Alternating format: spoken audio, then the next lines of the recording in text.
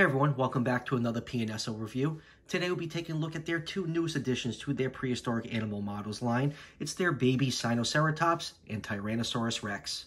I recently got these figures in from Dan's Dinosaur. They retail for $20 a piece, and I'll leave a link in the description to Dan's if you want to order these cute little figures for yourself. And they're also available from Everything Dinosaur if you're outside the US. I'll also leave a link to them in the description also.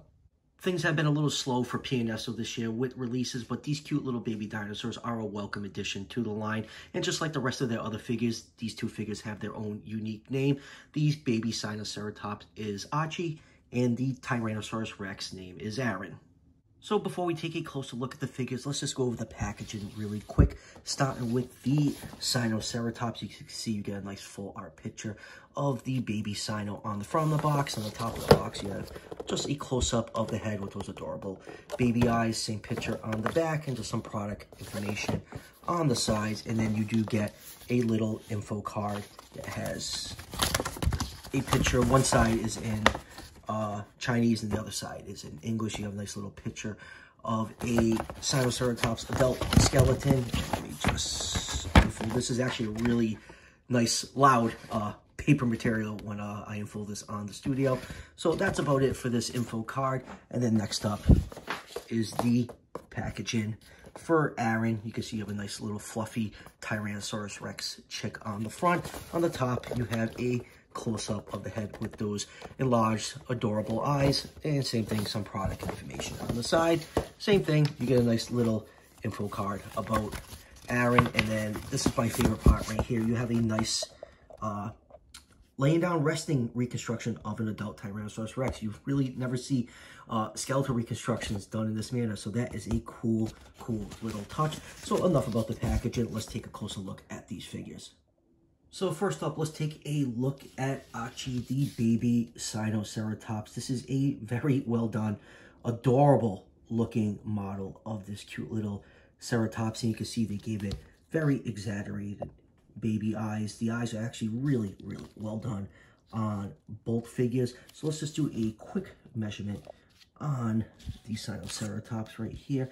This figure, it's definitely a weird, sculpted in a weird pose, so it's tough to get a really accurate measurement. This figure is just about 3¼ inches wide and just about 3 inches tall to the top of the frill right there.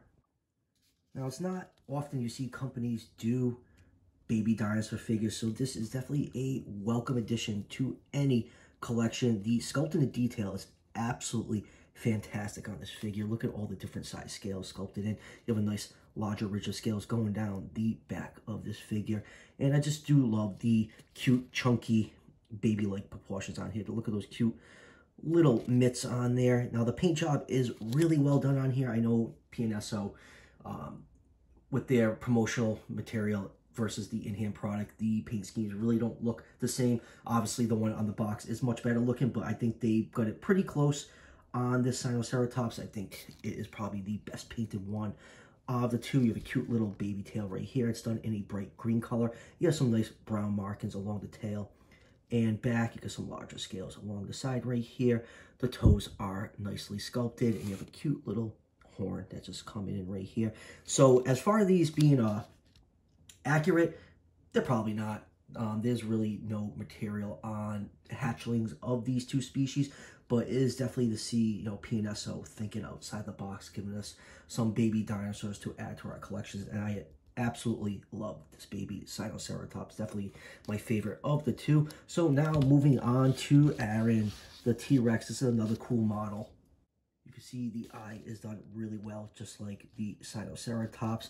It is large and oversized, like a baby chick, and you definitely get that T-Rex binocular look going on right there. So let's just do a couple quick measurements. Now this figure would be a lot longer if that long tail wasn't curved over. So this figure is just about 4 inches long from the bend in that tail to the feet right here, and this figure is just about 3¾ inches tall to the top of the snout. This is another really well done figure. It's zooming in right here. You can see there's some nice scale detail along the snout right here. You got a lot of nice fine scales sculpted along the bottom jaw. Even the teeth are sculpted in right here. I kind of wish there was some white paint over the teeth. The teeth kind of just blend in with the bottom jaw because they're both the same color plastic. Here's some nice feather detail along the top of the head right here. And like I said, that eye is really, really well done. Let me just block out the glare from the studio light so you can get a good look on that. Love the black ring around the eyes.